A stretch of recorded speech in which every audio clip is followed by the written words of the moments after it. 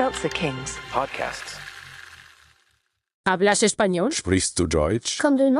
If you've had that sound from Babbel before, I bet you do. Babbel is the science-backed language learning app that actually works. With quick 10-minute lessons handcrafted by over 200 language experts, Babbel gets you on your way to speaking a new language in just a few weeks. With over 16 million subscriptions sold and a 20-day money-back guarantee, just start speaking another language with Babbel. Right now, up to 55% off your Babbel subscription at babbel.com/Spotify podcast. Spelled BABBEL.com/Spotify podcast. Rules and restrictions may apply.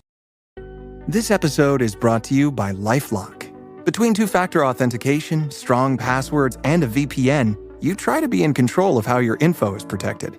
But many other places also have it, and they might not be as careful. That's why LifeLock monitors hundreds of millions of data points a second for threats. If your identity is stolen, they'll fix it, guaranteed, or your money back. Save up to 40% your first year. Visit LifeLock.com/podcast for 40% off. Terms apply. Hey. Hey. So, what do you think? Like, in general, or is there a specific arena in which you'd like my opinion? Do you think Duncan is just cooling off, or is he, like, holed up in some hotel room pouring peroxide on his hair and trying to file his fingerprints off? Honestly, I have no idea. I got the call from Celeste today wanting to know where I thought he might have gone. What'd you tell her? The truth. I don't know.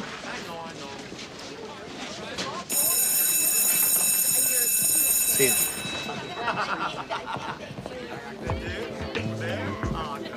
Alrighty, Logan.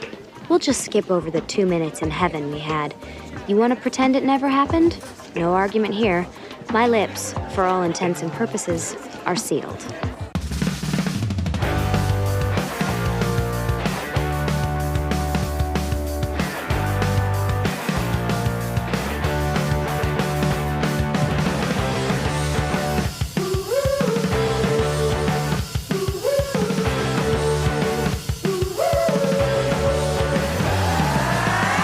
Hey, hello everybody. Welcome to another episode of Boys Watching Veronica Mars. We're just two boys watching every episode of Veronica Mars for the first time, giving our review, our reactions. We're your hosts. I am Joe Welke. I am Vance. And today we're talking about Season 1, Episode 19, titled Hot Dogs. Directed by Nick Mark, written by Dana Lynn North, original air date April 19th, 2005, to an audience of 2.48 million people. Before we hop into this episode, everybody, just a reminder, join our Discord. We've got a fun poll going on. We are letting our listeners / Discord users decide what movie we will be reviewing for June. Now, here's the rub with these 4 choices. 2 of them are picks by Vance. 2 of them are picks by me. Which ones are ours? You'll never know until it's decided. Yeah. But we want the people to choose the movie they want to see, you know? Yeah. And we have the poll up. If you join our Discord and go to Veronica Mars's section on the Discord and post from the host, you will find it there. If not, ask around. People will point you to it. People will get you there. It's a friendly vibe there. Yeah. People are doing Buffy re-listens also. We got a good thread of Veronica Mars characters and Buffy characters that's going on right now. Yes. Shout out to Mark making that happen. Yeah. But the movies that we have to choose from, there are 4 in total. And the movies are, and listing them in order, not by if Joe or I picked them, in order of the poll. It is 3 Ninjas, the original 3 Ninjas, not the 3 Ninjas Kickback, right? Yeah. Just the original 3 Ninjas. Sequel. What is it? It's 3 Ninjas, and then we have Southland Tales, and then Galaxy Quest, and then we have Empire Records. So yeah, hop on Discord, vote in that poll. And then, join it. See which one we are going to review, which will be up on our Patreon, patreon.com/boyswatchingbuffy, where we're reviewing every episode of Dollhouse as well. We have just put out our Matilda review. And, man, Dollhouse. What a show. Yeah. What a show Dollhouse is. I'm here for it. I don't give a fuck anymore. I'm here for it. It is definitely its own show. It is definitely its own show. It's doing things, man. Doing things.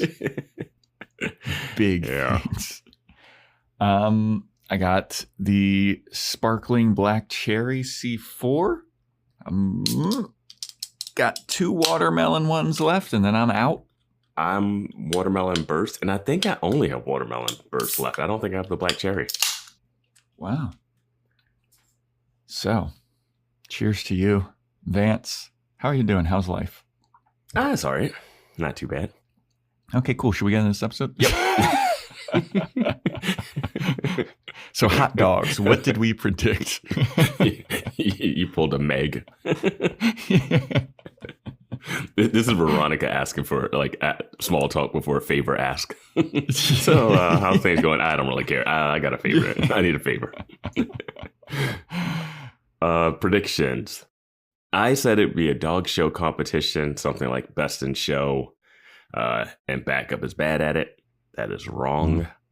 Mm-hmm. You said it'd be a dog fighting ring, and Weevil knows something about it, and the Lilly murder.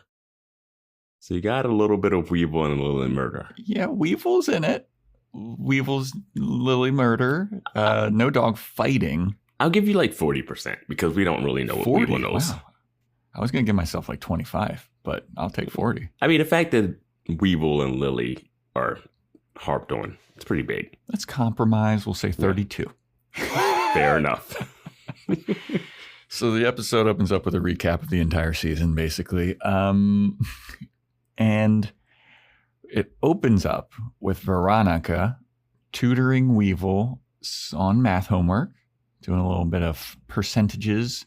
Weevil's not really getting it, but he has heard through the grapevine that Duncan has gone missing, and he thinks that Veronica had something to do with it. And Veronica's like, no, he's just got a sick relative in Chattanooga. And Weevil's like, cut the bullshit. Who did he hear his info from? I don't know. Because I don't think Meg would have told him. I don't think Logan would have given this information to Weevil because they're back to not being poker they're buddies. Not bros anymore. Yeah, but he knows that, like, somehow he knows that Veronica has accused Duncan of killing Lilly. Or something like, yeah. Maybe that girl that was listening in through the hallway when Duncan was screaming his head off. Yeah, his little spy. Yeah. But yeah, Veronica's like, no, I didn't accuse him of anything. Why would I do that? That's his sister. I wouldn't do that. Then Keith shows up. Keith sees Weevil and he's like, grrr. He's acting like Jake Kane in that flashback when he catches Weevil with Lilly. Yeah. You're having sex with my daughter? You're studying math with my daughter? And Keith is like, hello, Eli. And Weevil's like, hello, Mr. Mars. And then Keith's like, grrr. And Weevil's like, all right, I think I should get going. I don't feel very welcome here. And so Weevil leaves, and Keith is like, Veronica, do I have to give you the concerned parent talk? I don't want you hanging out with the riffraff of this town. And Veronica's like, he did me a favor. I was helping him with his math homework. I don't want, I was just repaying the favor. And Keith is like, you're not to hang out with that kid anymore, okay? And Veronica's like, fine, I'm going home. The most unbelievable scene ever is that Weevil would come to Veronica for math tutoring.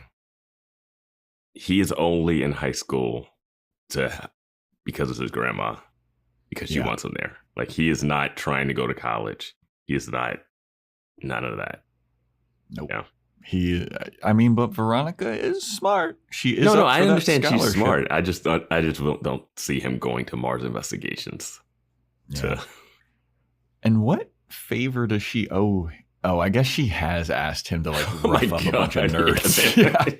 Yeah. This is the first favor that she's paying back, I think, that we've seen. He's got carpal tunnel for grabbing the back of people's necks. Give him a shakedown. Yeah. Why don't we go for a walk? Grabbing all the napes of the necks. Oh my God.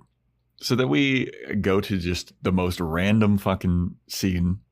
It's just a dog barking, and there's some random girl. She's like, okay, what is it? And she goes outside. The dog is missing, and she's like, Chester, where are you? Was the dog outside tied to a post on a leash or something? Like, what was... Yeah, it looked like it. Yeah, it was like... It was weird to see a dog on the front lawn, it looked like. Yeah. Just by itself. Just chilling. And no parents in sight. Yeah, no adults, just a teenage girl we've never seen before, whose name is Mandy. Yeah. We find out later. Mandy, you came and you done. You came and your dog was stolen.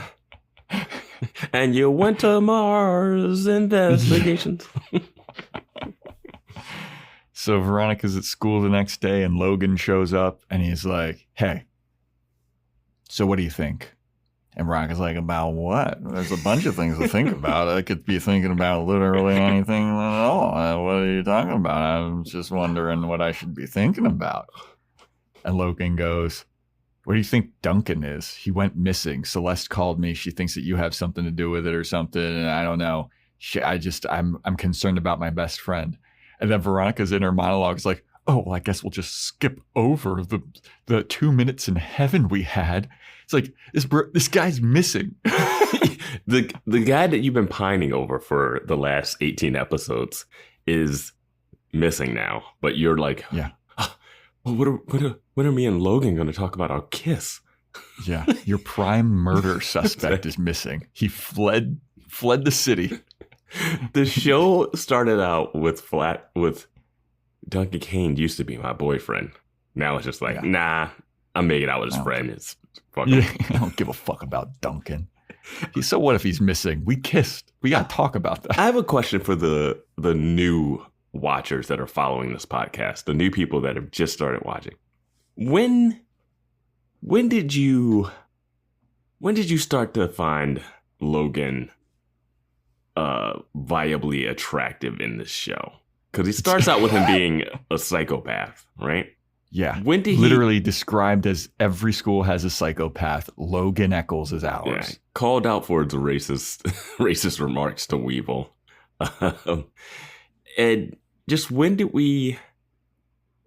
it cross over to you're like, oh yeah, there's actually a nice something between him and Veronica? When did that happen? Because I've seen it happen on other shows.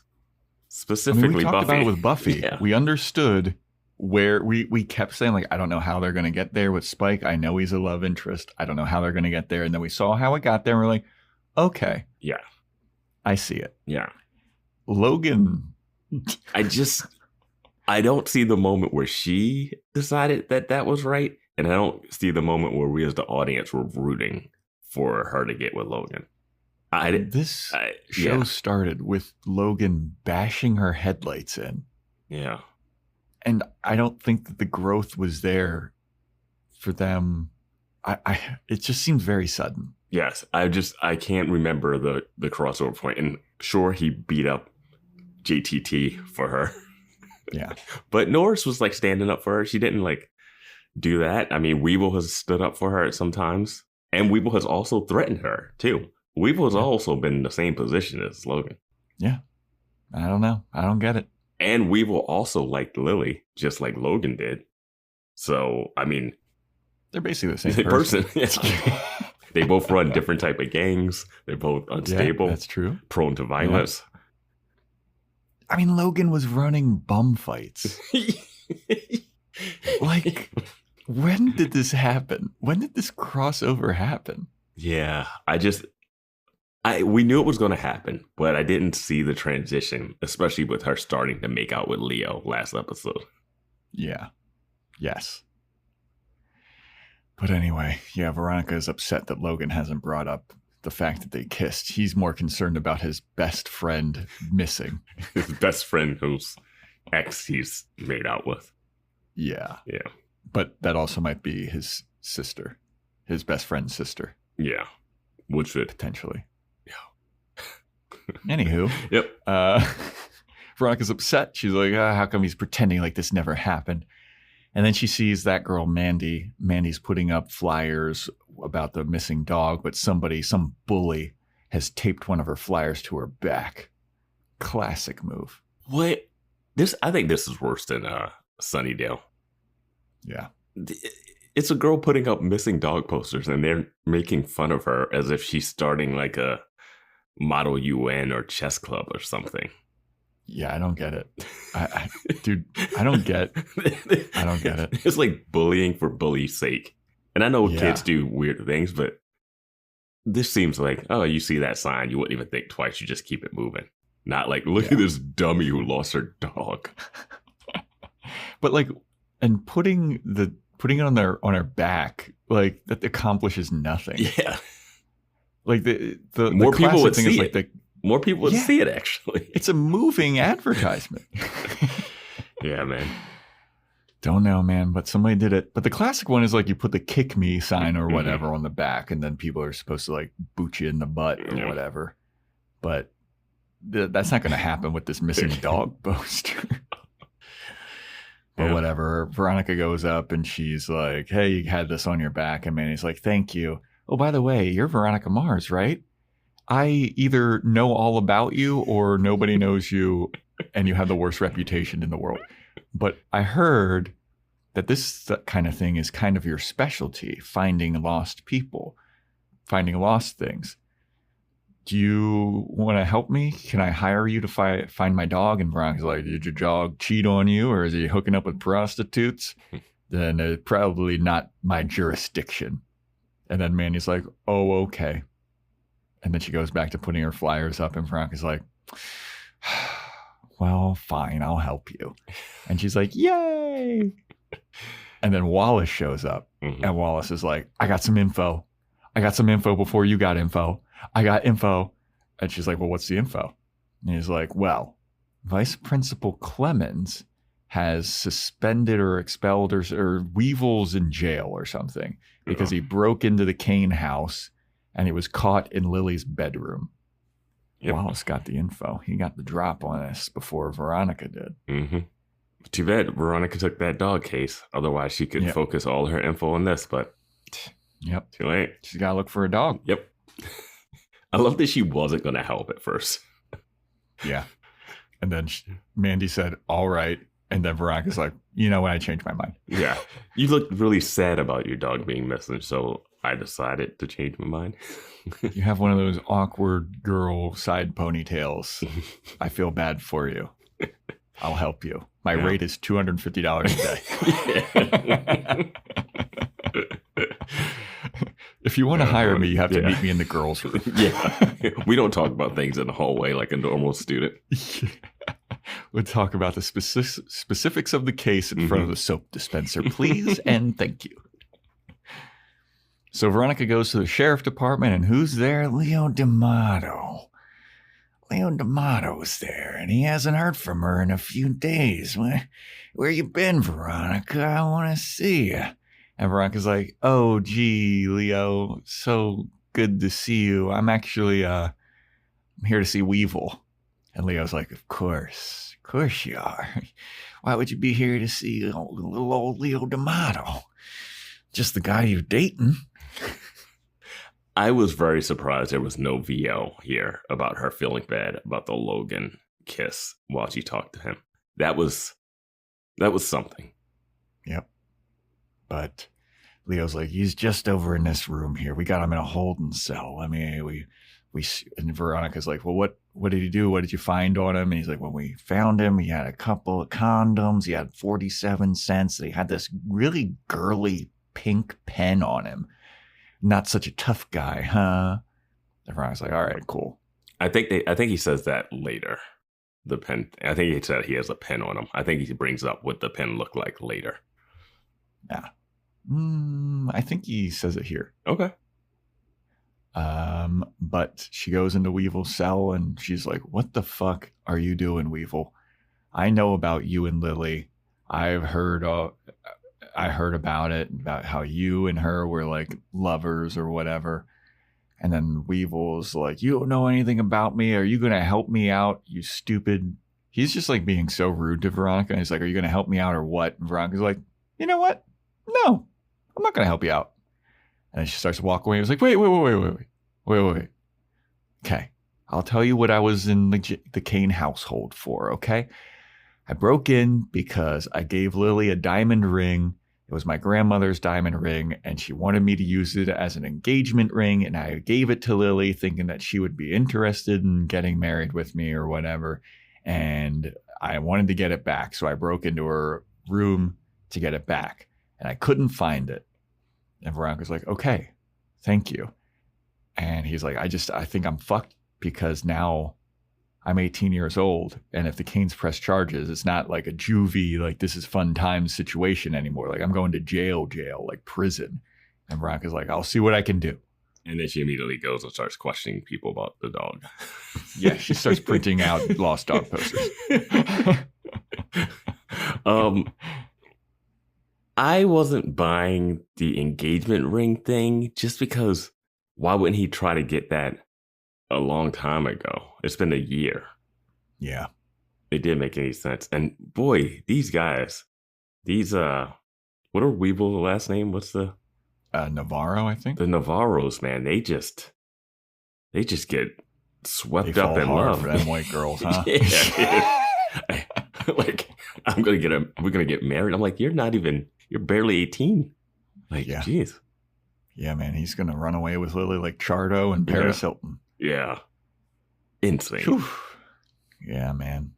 I guess maybe he broke in because he was like, oh, Duncan isn't home. Maybe they're too worried about Duncan. Why would that? I don't know. Duncan, I don't know. I'm trying it. Their schedules are so easy to like find out. Like Duncan has after school activities. He's doing newspaper and soccer and student government stuff. Like and breaking in has to be kind of hard too. It's a big place. I don't know. We saw Keith break into the Eccles house in that party, and they had security outside. Yeah, but you would think that if your daughter was murdered, if you're JK, you might up your security if you also have a guy named Weedman running security at your self-worth. I don't know. Whatever. Yeah. But as you alluded, Veronica just goes from this to starting to print better lost dog posters for Mandy, whose name we don't get until very late in the episode, which annoyed me. It only annoyed you because you were taking notes. Yeah, no one cares so if they're watching a show. Yeah.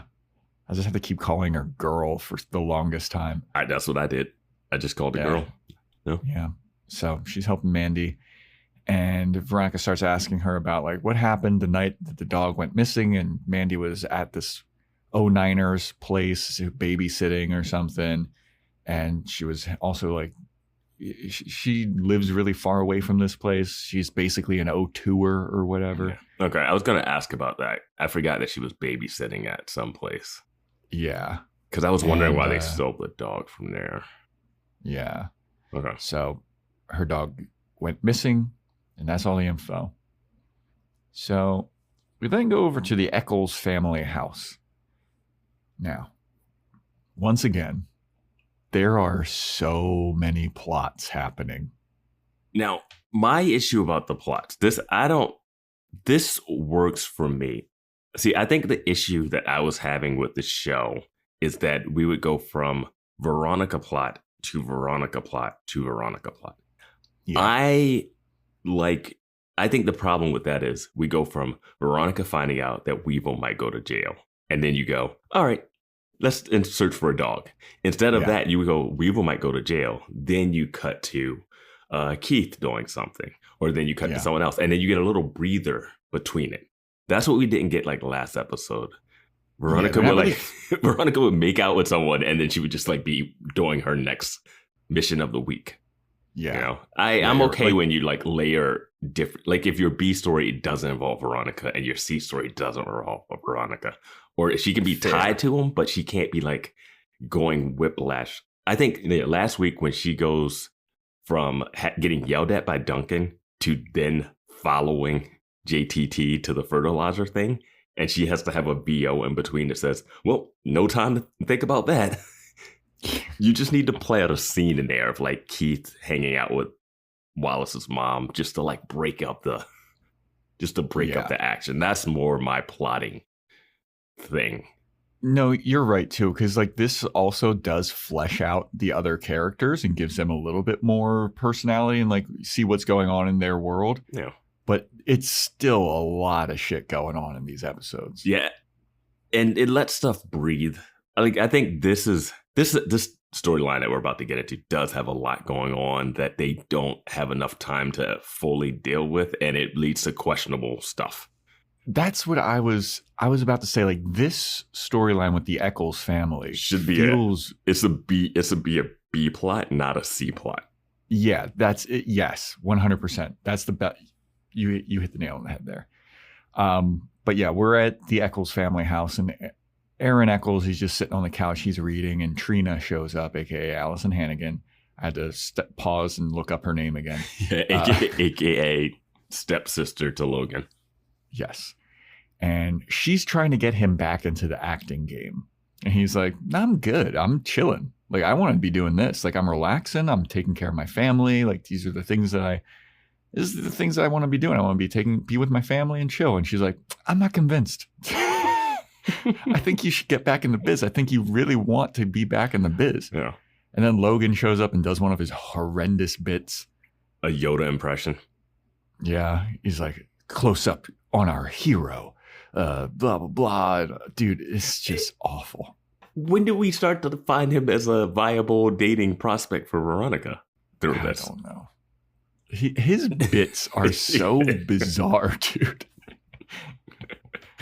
Yeah. Like, I'm just thinking back to the Telegram one, Mm-hmm. and then he did the whole cheerleader thing last episode. Like, this guy is off the wall, dude. I actually get why he's friends with Duncan, though. Not just because, like, they're both rich. They're both real cheesy. Yeah. Like, when Duncan was going off his meds and acting weird on the bleachers. Yeah. And fake pretending to be drunk. The grease thing. Yeah.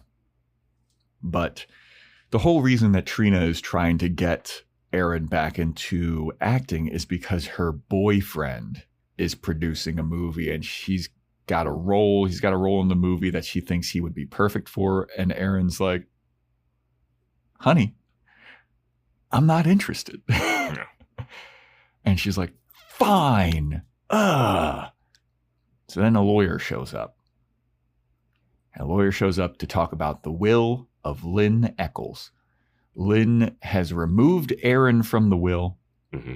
She left a bunch of her assets, including her art collection, things in the house, and investment accounts that are at like $115,000 value. She leaves those to Logan.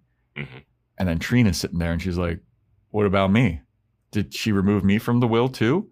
And the lawyer's like, you were never in the will. And Trina's just sitting there like, fuck. Yeah, so she has a different mom, right? That's what I would think, yeah. Yeah. What? I mean, and again, we haven't seen Lynn do much of anything in this show. And this will reading seems real late. Like, I don't know how much time. I feel like months have passed. Yeah, it feels like that. I don't know.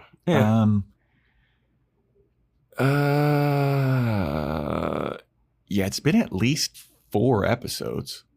Well, I mean, I can't tell time through episodes. I mean, well, Trina arrives 4 episodes ago, and that was February, and this aired in April, so it would have definitely been 2 months. I mean, I'm not calculating time based off of that. Yeah, I am. Anywho, so yeah, Trina's upset. She was left out of the will. Logan's he's rolling and shit. He's got all kinds of money now and art. But yeah. So then Veronica goes to the pound with Mandy. They're looking for their dog. And some guy named Hans shows up. And he's like, I know you. You're Veronica Mars. And Veronica's like, oh, you know me? And he's like, yeah, you put a bug in the teacher's lounge and you got a bunch of dirt on him. And you were about to get suspended or something, but then she used that dirt for blackmail. Yeah. Something like that. He says she's But the then coolest girl at Neptune High. Okay. Anywho. So then they're like, yeah, cool. Have you seen this dog? And Hans is like, nah, I can't say I have, but we'll keep an eye out if he ever comes by. And they're like, all right, cool. So no luck at the pound. Weird ending to the scene where Mandy asks, did you do that with the bugging the teacher's lounge? And she's like, I have no idea what he's talking about. Yeah. And I couldn't tell if she was just being coy or if she really had no idea what he was talking about. I think she might have just been being coy. Okay. That was my read on it. Okay, yeah.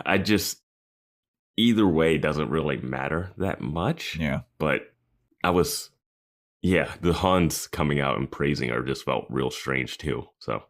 Yeah. I know you. There's legends about you, Veronica Mars. Yeah, everyone knows me. My dad tried to oust the guy that...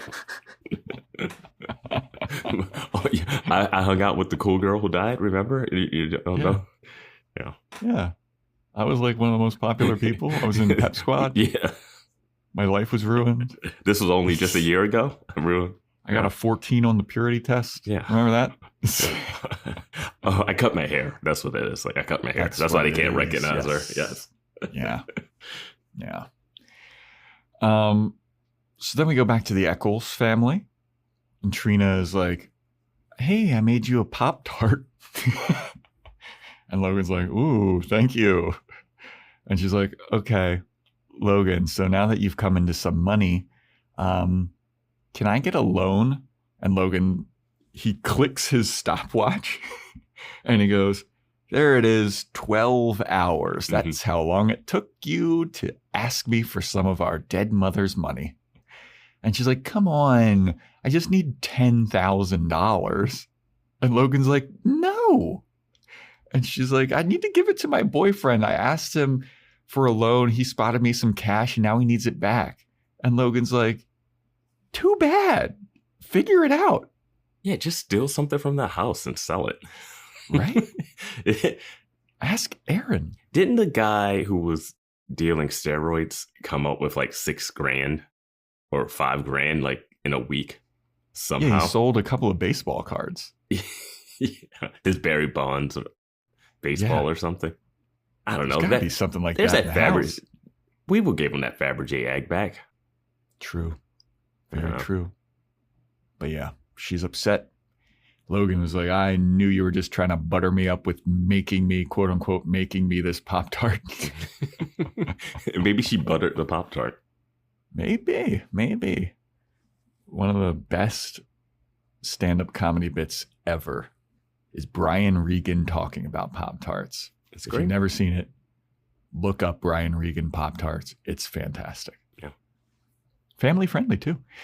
Anyway, so Veronica is with Mandy again, and she gets a call from, Mandy gets a call, and it's like, hey, we don't hear what they're saying, but Mandy's like, oh my God, really?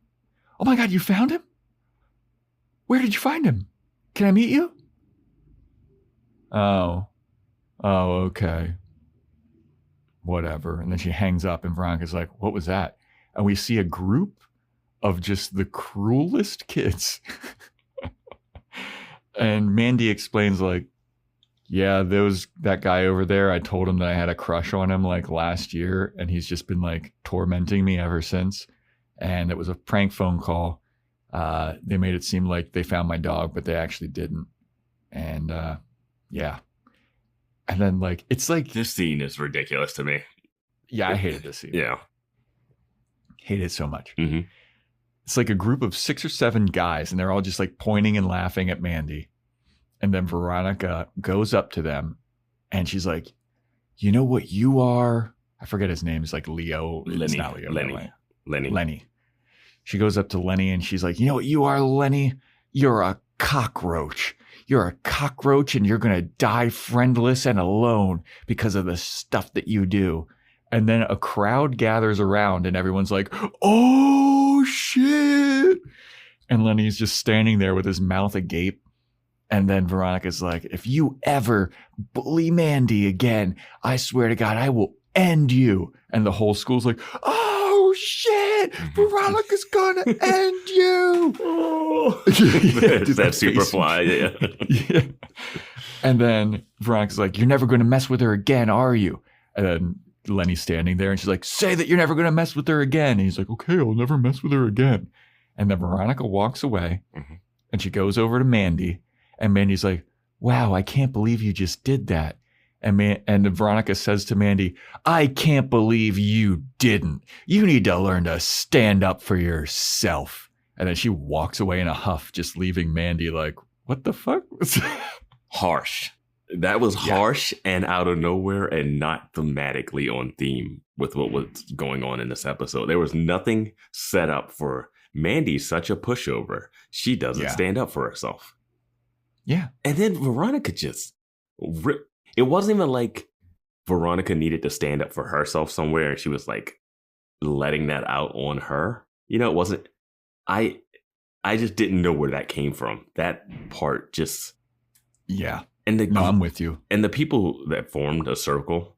Yes. That circle forms way too soon. Yes. All of a sudden, she starts walking over to the guy and a crowd is forming. Like everyone was on that phone call in the school. Well, and who's doing a prank? Who's doing a prank phone call 5 feet away from someone? That defeats the whole point of a prank phone call. Also, the prank isn't even funny. The prank's not funny. What Veronica says to him wouldn't garner a crowd forming and then being like, oh, shit. It's like she just called him a cockroach and then he's going to die alone. Yeah, she didn't do like a physical insult or like, I know this. Like she knows secrets about everyone. She didn't like out something about him. Yeah. And then at the end, she gets mad at Mandy. Like she did something wrong. I don't know enough about Mandy to know that she never stands up for herself. I can assume she doesn't. But you have no history with this person. It's not like you've watched her not stand up for herself. Like, if this happens later in the episode, I can kind of get it. Like, if we got multiple scenarios of this happening, and it's like, come on, Mandy, I can't fight all your battles. But this is a character that we may or may not ever see again, too. That's getting. I guess the only instance of it was like when they had the flyer on her back, but like that's not even that bad. She didn't know it was on her back. What was she supposed to do? Start swinging at everybody that was walking by her? Once she finds out, she like starts decking everybody. Yeah. Last episode, we were trying to stop a kid from bombing the school. Now you're like, why don't you blow it up? I mean, this reminded me of Buffy. Do you ever try not getting hit? Yeah. Like, but I thought the crowd forming around this situation was so lame. It's also questionable because we don't know what Veronica's status is in school. She's either cool or lame. I don't know. Yeah. Or a slut, or the coolest kid in school, or she's the known to help people. It was like they saw Veronica walk to this kid and they were like, oh shit, something's about to go down. And I'm like, why would you assume that? She has 5 of these conversations every day in the hallway when she approaches someone awkwardly. She was just talking to Weevil before. Like, I don't know. I mean, no one surrounded her. This kid in the nuts. She was talking to Logan in the hallway. Wouldn't you be like, whoa, that's Veronica Mars talking to Logan? Like the girl who died, like export. Aren't they sworn enemies? Yeah, I don't know. Yeah, but yeah. Poor Mandy. I know. She didn't deserve that. She didn't deserve to get yelled at by Veronica here. She really didn't. But Veronica goes home and she's hanging out with backup. She gets a call. It's Hans from the pound. And he lets her know that Chester, the dog, was found on the side of the highway. He was hit by a car and they had to put him down. And her and Mandy show up and Hans gives Mandy the collar and Mandy gives the weirdest face looking at this. It was like sad, but also aroused. It was just so weird. I was more stunned that Hans called Veronica instead of Mandy. Right. And then they both went down there together. Yeah. I feel like you got the information you needed, Veronica. Yeah. I understand for the show they want her to sit there while it happens, but I'm just calling Mandy and telling her I'm not driving all the way down to the. I'm not. Mandy doesn't have a car. I'm not identifying the body of. But then we have Veronica at the beach. She's doing a beach walk with backup. This is the shit I'm talking about. We cut from a girl sad that her dog's dead to Veronica walking her dog happy as ever. Yeah. Like, that is just such a awkward transition. Yeah. You're like, my dog died. And it's her like on the beach with backup. Like, la, la, la, la, la. My dog's basically alive. Like, glad my dog's not dead. Yeah. It's such a juxtaposition. But she goes up to like a bulletin board, and she notices that all of the flyers on the bulletin board are lost dog notices. And she's like, this is odd. Usually this bulletin board is filled with like band shows and like paint classes or whatever. Yeah. So she sees all these lost dog things and she immediately starts getting suspicious. So then she starts calling all the numbers. I wish I do know, I will say that there would be a commercial break between the backup on the beach thing, but still, side by side, scenes wise. I didn't need the voiceover when she saw the missing dog flyers. I thought it was like, yeah, I get it. I thought it was fine. It's fine, but also you don't really need it. Yeah.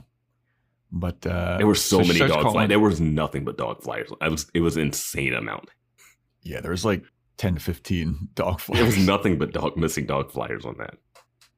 So she starts calling all the numbers on the flyers and she's getting info about the dogs and if they're still missing and stuff. And she deduces that the dogs that went missing that had big rewards for their return all got returned.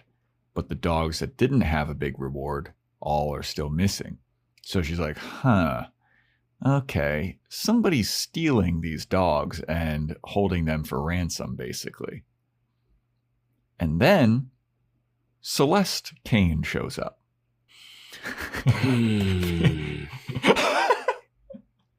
I forgot about this. Everyone could have. Yeah. I wish everyone could have seen your reaction to like, oh yeah, Celeste shows up. Yeah. And she interrupts Veronica's case making about the dogs. And she's like, what did you do to make Duncan go missing? I suspect that you're the reason he left. What did you say to him? And Veronica's like, what did I say to him? Well, I certainly didn't tell him about how you threatened to kill me. I certainly didn't tell him about how you drove my mom out of town. And Celeste is like, that's neither here nor there. I don't hate you, Veronica. Yeah, okay. You keep going. Yep. And then Celeste starts spilling that, looking at Veronica. She's like, I don't hate you, Veronica, but looking at you just reminds me of my husband's infidelity and how you've complicated our lives so much. And like in the middle of this, Keith shows up and he walks in through the front door and Celeste is like running down Veronica. And then Keith walks in on the conversation about like Jake sleeping with Veronica's mom. And he's like, Celeste, what the fuck are you doing here? And Celeste is like, you don't scare me, Keith. You're not the sheriff anymore, and you were a bad sheriff. And if you were a good sheriff, you would have seen what was going on all along right under your nose. And then Celeste starts to leave, and Veronica stops Celeste. And she's like, hey, I'll help you find Duncan if you drop the charges against Weevil. And Celeste is like, why would I do that? And Veronica's like, I have an idea of where Duncan might be. And Celeste kind of looks at her, gives her a little like scowl, smirk type thing, and just leaves. Let's dive in. There's so much to unpack with this scene, man. I don't know why this is happening in some shows I've been watching, but Celeste does not confirm or deny when told that she was threatened that Veronica said she threatened to kill her and had her mom sent away. Like, if that's true, if you did have it happen, you deny it. If you didn't have it happen, you emphatically deny it because you're like, what are you talking about?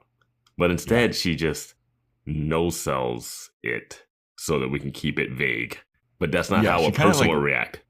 Yeah, she kind of like rolls her eyes like, ugh, this again. Not even. Like, not even like a eye roll. It's just like, no-sells it. It's like, we'll keep this vague until we find out the truth.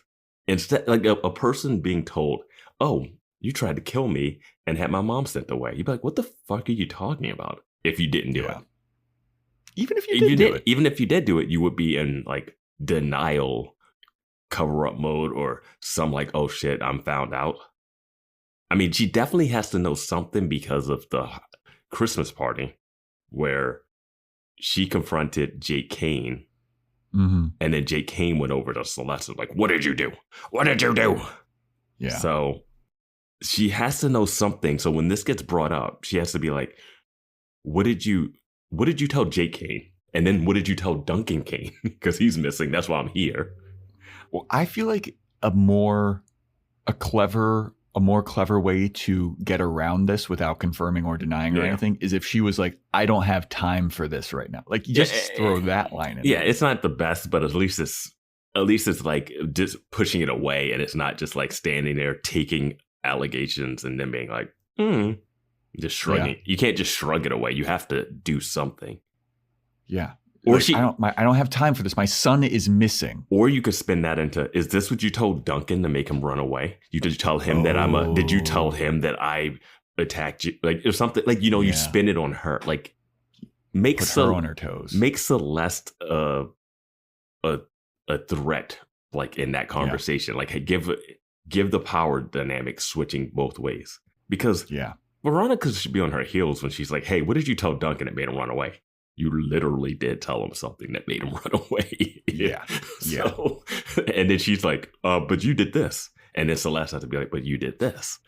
And I do not buy the next things that Celeste says about, I hate seeing you because it reminds me of, I guess, the whole, like, you might be Jake's daughter or whatever. But that wouldn't even, I mean, the infidelity, yes. But that would be seeing her in high school when she's like 17 or 16. Like, that's so, it would be a reminder. But also, like, wouldn't you stop them from dating more hard? Right? Like, I don't understand how you guys are taking pictures of them going on a date together with the question of the knowledge that you seem like and that her mom knows. Her mom emphatically knows that, so I have no idea how her mom allowed that to happen. Yeah. And then her, like, trashing Keith, too. It's like, episode 1, she hired Keith. This is the retcon stuff that we keep getting. Like, there's a retcon later, too, but they keep changing things with this Lilly Kane case that I can't keep track of because the story that we saw in a pilot seems to not be what happened. Yeah. But yeah, she's talking about, like, Keith, you didn't see what was right under your nose? Why would you hire Keith to go find? Did you want him to find them together? So that he could find what was going on under his nose? But also, don't you not like Keith because of the whole questioning of the daughter murder? Like, what do you think happened to your daughter? I don't know. I don't. And then there's like, it's just Keith muddying everything, dude. Is this the first time Keith is actually thinking that this is a possibility? Like, how much does Keith know about the infidelity? Yeah, I don't know.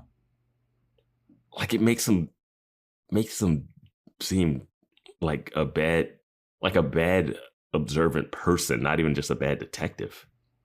Well, I think that's what Celeste is getting at. Like, dude, you couldn't even figure out your personal life. You think you're a good detective? You can't detect shit going on in your home. But that doesn't fly with her coming to him. That first episode, we saw her come to him. They had like a friendly, like, hey, our kids used to hang out with you. It seems like they probably had conversations about the Jake Kane. What's Veronica's mom's name? I honestly, I never remember. I know, it's fine. Yeah, I don't know. It's like Lydia or something. Lillian. It's not Elaine. Yeah. I know that. I don't know. Miss Mars is what we'll call her. But yeah, it's just Mars. Yeah, it's just something about this scene that just doesn't hit right. Yeah, it just, yeah. It's... I don't... Why would... I can see Celeste going to Veronica, but you know what the problem is? She also leaves by saying something bad to Keith that makes him stand there and think about it. Mm-hmm. But she doesn't achieve her goal of finding out where Duncan is. And she's not pushing hard enough on Veronica. And then she just leaves. And then the one thing Veronica does at the end is like, if you let Weevil go, I'll help you find it. And I'm like, wait, if you know where he is, speak up, Veronica. Like instead, Celeste is just on her heels. She's not as cunning and threatening as I want someone like this to be. Like a person that you think is hiring people to scare away your mom and kill you seems very inept in this situation. Yeah, no, like when Veronica's like, I might know where Duncan is. I have an idea. Yeah. I'm like... And then Celeste is like, I don't care anymore. And then walks out. I was like, yeah, like wait, that was the thing you wanted. But as we go into the next scene, and Veronica's putting up fake lost dog posters, she's like, I actually have no idea where Duncan is. I just was saying that shit. Which I kind of loved. I love that, but I also thought, so you're just cool with Weevil going to jail. Like, if this didn't fall in your lap, you were going to put zero effort into it. Yeah. But Veronica's hanging up new dog posters, new lost dog posters with all of the actual lost dogs. And she's increased the reward to see if like she'll get calls about like, hey, we found your dog. Mm-hmm. Which is a pretty good plan. Yeah. Based on her hunch. But then we go to the Eccles house and Trina comes home and Logan's there. He's eating like something. She putting up the posters on the boardwalk, right? Yeah. Wouldn't you think to wait there, do a stakeout and see who comes to read those? Yeah, that would be a good plan. Yeah. All right. That's not even a nitpick. That's just something I thought of. I mean, she's also got like 4 other cases that she's working on, and she doesn't have time to stake out. I mean, this is really the only one she's working on. She's really not working on the Weevil Duncan thing. Yeah, she is. Actually, yeah, she like really is not. She could just ask somebody to do her a favor and get them to stake it out. Yeah, I mean, she's got a lot of people in her pocket. Everybody's doing her favors. Yeah. But so Trina comes home. Logan's there, he's eating something, but Trina's like hobbled and she's got big old sunglasses on. And Logan's like, what the hell happened to you? And she's like, nothing. And so she starts walking by and Logan takes off her sunglasses and it reveals that she's got a big old black eye. Oh, and Logan's boy. like, what happened? She's bum fighting again. This is what happens when you don't give your sister money. She has to go into bum fights. I told you I needed $10,000. Now I have to win it in a bum tournament. $100 a fight. But yeah, she's got a black eye, and Logan's like, how'd this happen? And she goes, don't worry about it. And he's like, is this your boyfriend that did this to you? And she's like, oh, don't act like you care all of a sudden. I asked you for $10,000 yesterday, and you couldn't give a shit less. But now that I got a black eye and I'm limping, all of a sudden you care. It's the weirdest comeback ever. Like, now that I've been shot and on my deathbed, now you care. Like, what?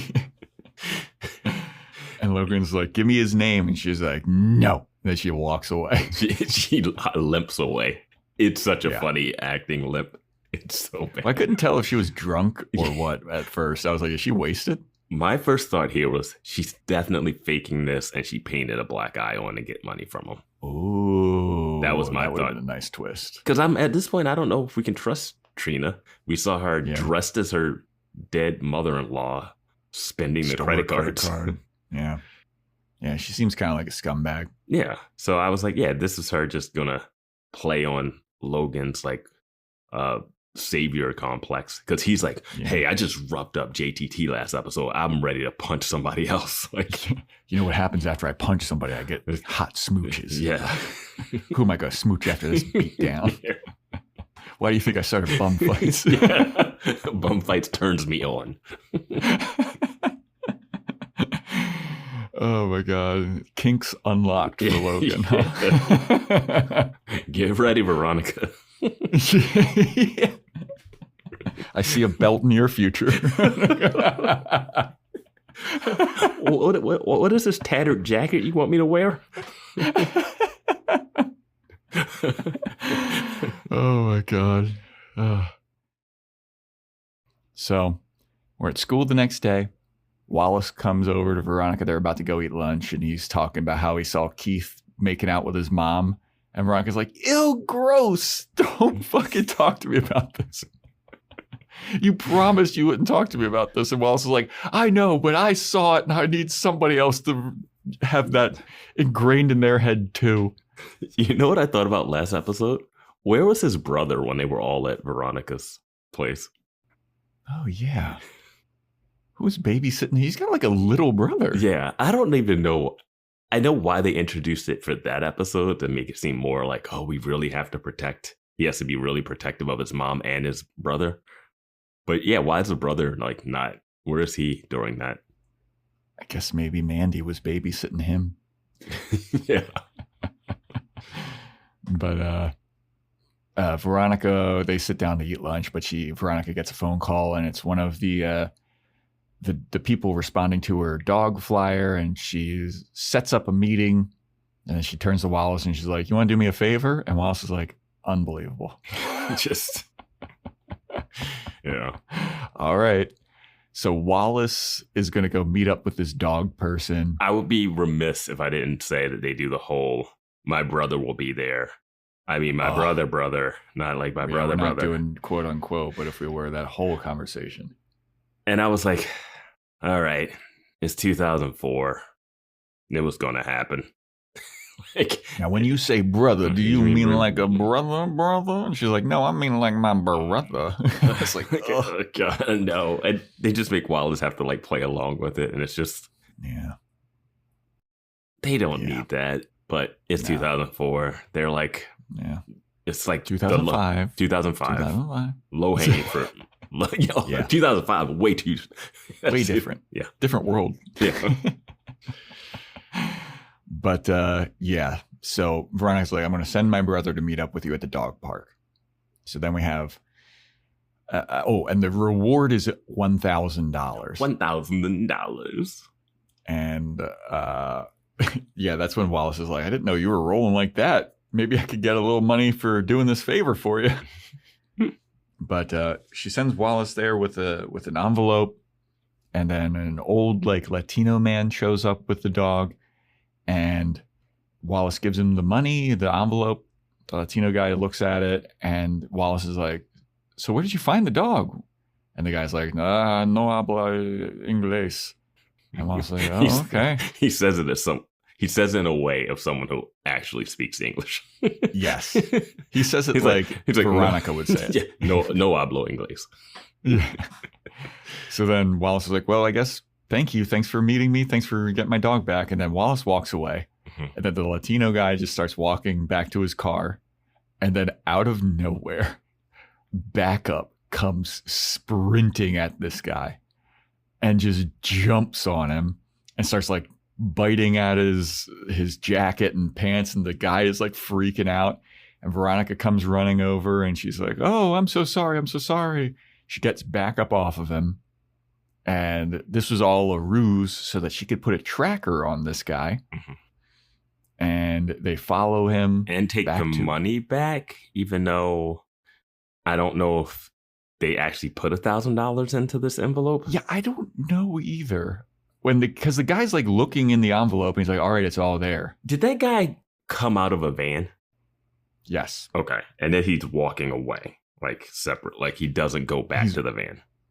He's walking away after backup attacks him. Mm-hmm. And no one in the park reacts to a dog mauling a guy. Yeah. After that happens, he walks to where the van was, but the van's no longer there. Yeah.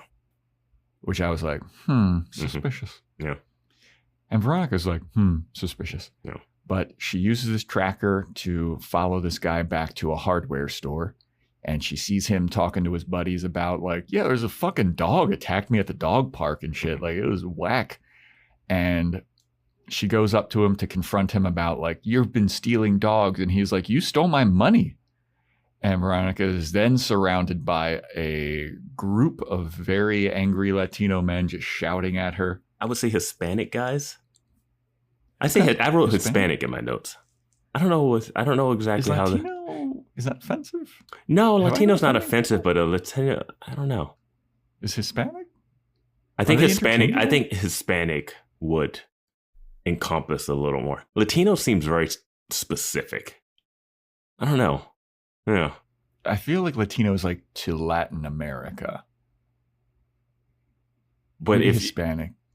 Would you call someone from Spain Hispanic though? No, you call them Spanish. Yeah. I don't know. She's surrounded by Spanish speakers. Yeah, it's kind of like they're doing the like Home Depot, like the people that waiting around to get like picked up that you hire to do stuff. And Veronica just walks into the middle of this group. Like, what is the point of tracking someone and surveying if you're just gonna walk into it? Well, she has backup with her. Who is doing nothing, like not barking, not. Well, he does have a weird look in the next scene.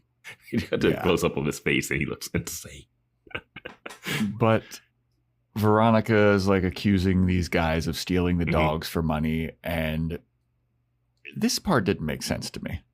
Is this the part where she all of a sudden forgot how to speak Spanish? Yep.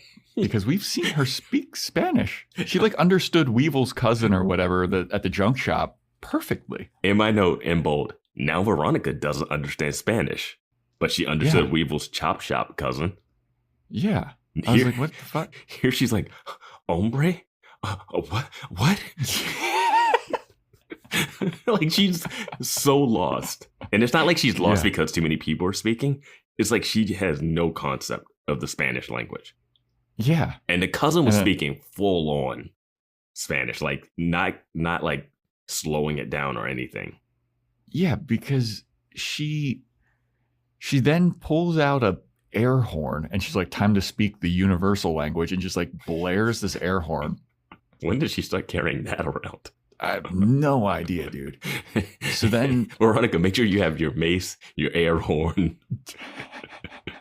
and your dog. And your dog. But then she's like asking them who stole the dogs. And then they start like doing these crazy act outs. And Veronica's like, I guess we have to play charades. And it's like, or you could just understand Spanish like you used to. But she kind of gets some information from these guys about like, there's a guy riding a horse, and the guy riding the horse was. Yeah. I forget what the other clue was that they gave her. Oh, they like, because she starts doing her VO while all this is happening. So she's like, oh, they like girls. I'm looking big for boobs. That's what it was. Yeah. They're like blondes with big boobs.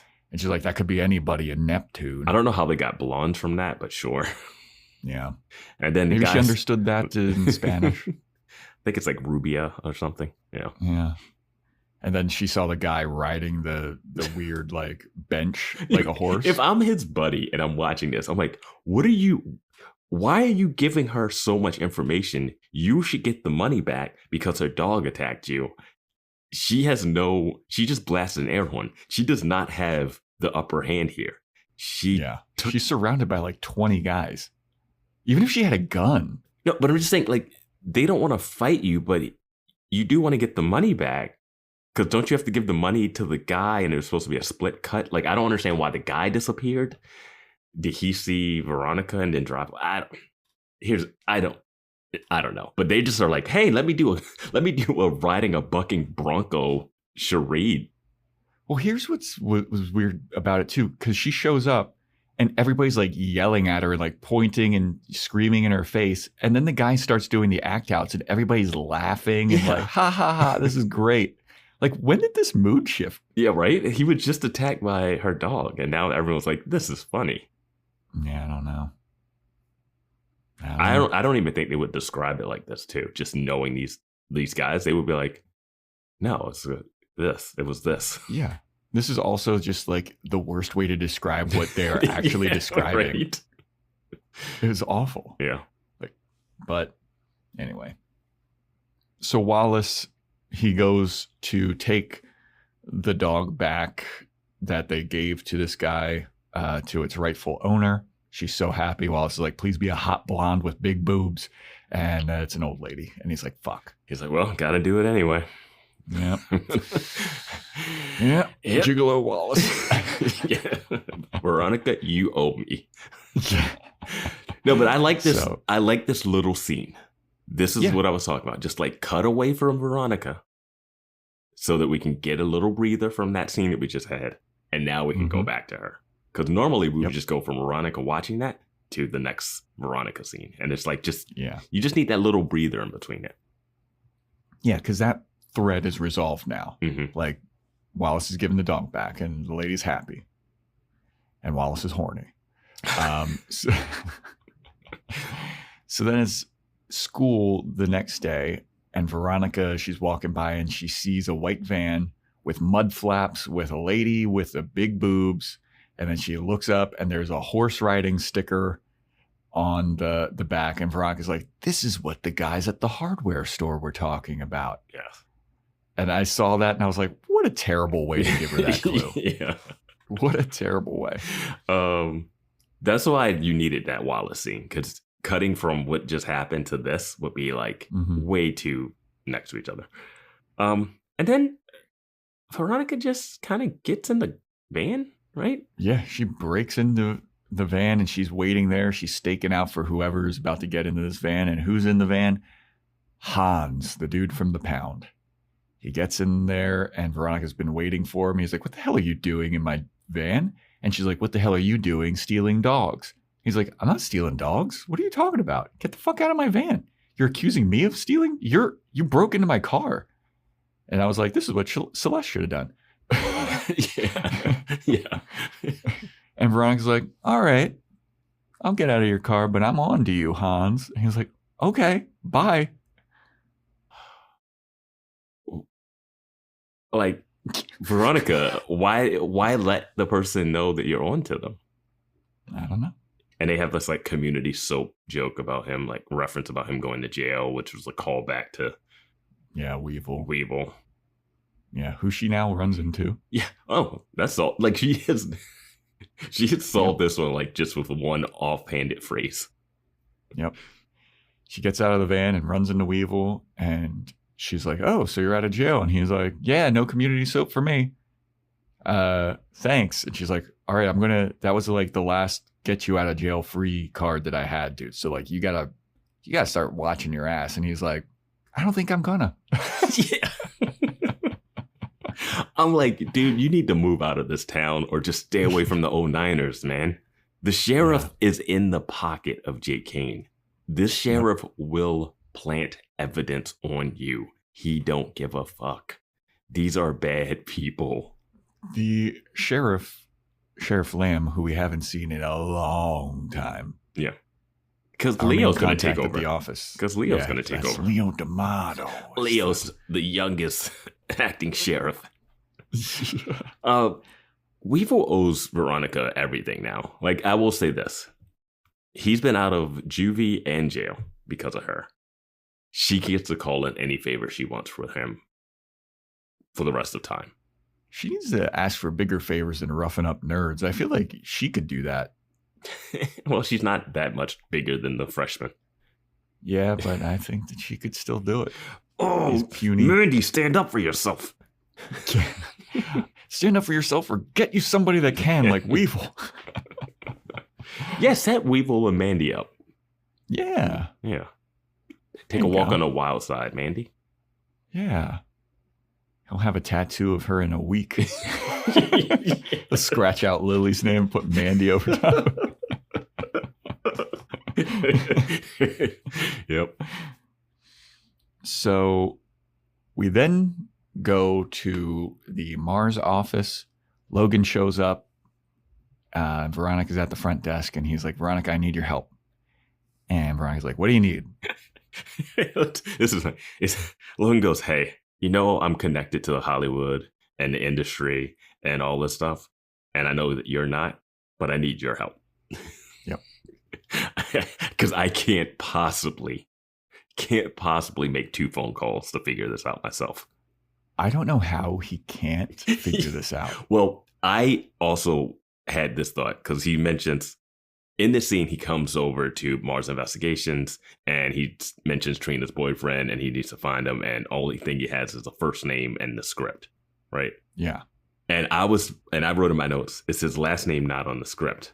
That's what I was thinking. But then as they said, he's the producer. So he's producing the script. He didn't write the script. At first I thought he was the script writer, but he's just the producer. So it would be the script writer's name on the script, not the producer.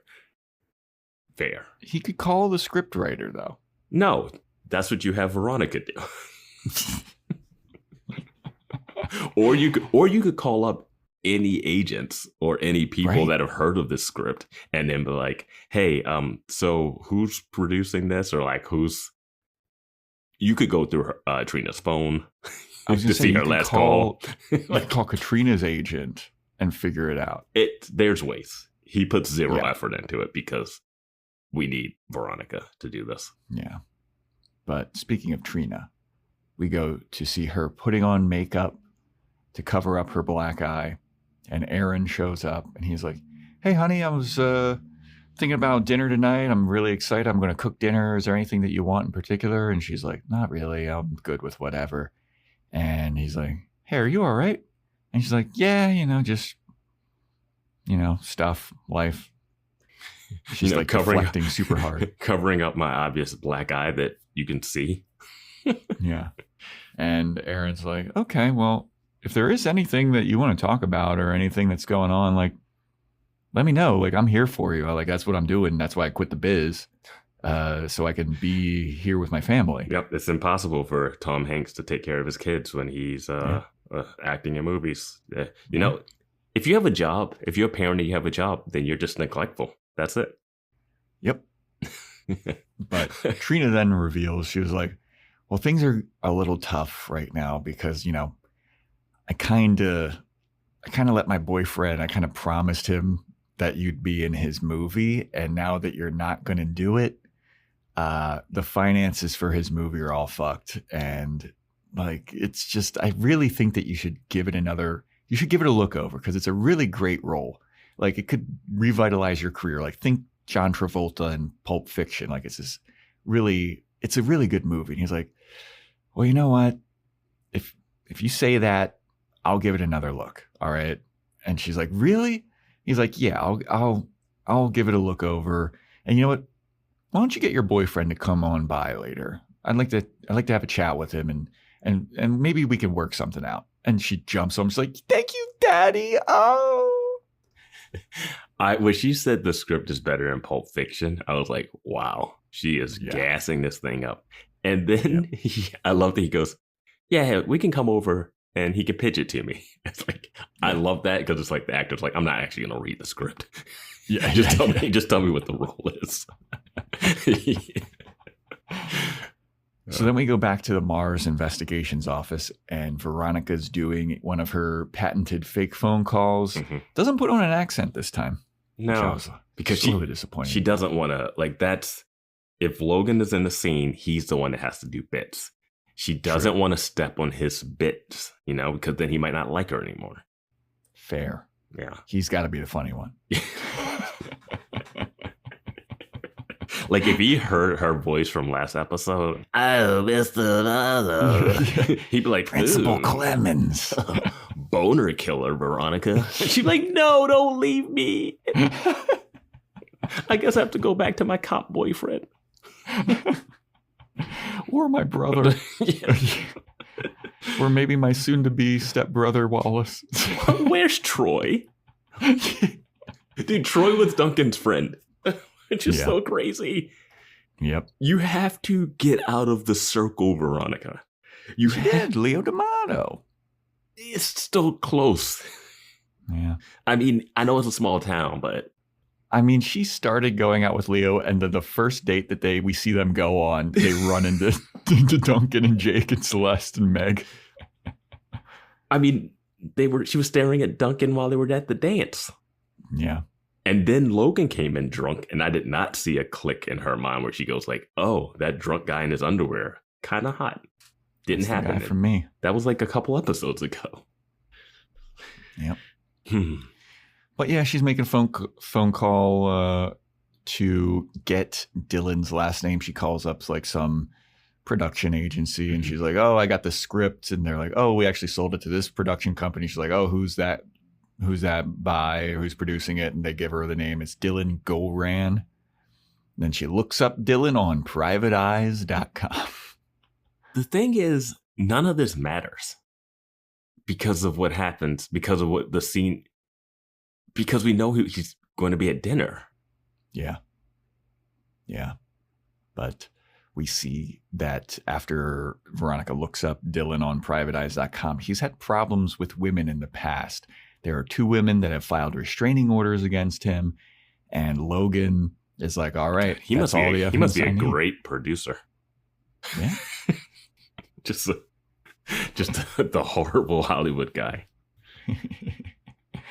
But I mean, 2005, it was a different era. Yeah. But Logan calls Aaron, and he's like, "Hey, Dad, what's up?" And he's like, "Oh, I'm making dinner for Trina and her boyfriend. Her boyfriend's coming over." Did Logan call him? Yeah. Oh, because he was going to call him to warn him about the...